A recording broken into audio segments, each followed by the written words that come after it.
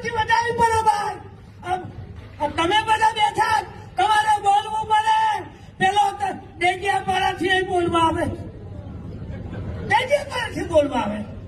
હવે તમારા વિસ્તારમાં કવાંટપાડા, આવીને છોટાઉદેપુરમાં આ બધા ડેમો બન્યા, મોટા પુલિયા બન્યા.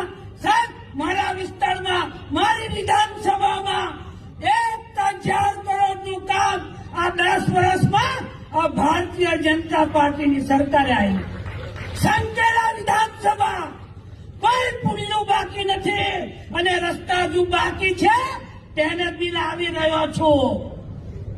મારે દાખલો પૂછે સાહેબ, માન્ય મંત્રી સાહેબો, કે વિધાનસભાની ચૂંટણી હતી, 2 જણા જાહેર થવાનું હતી વિધાનસભાની ચૂંટણી, અને સાહેબ મેં માન્ય મુખ્યમંત્રીને રજૂઆત કરી.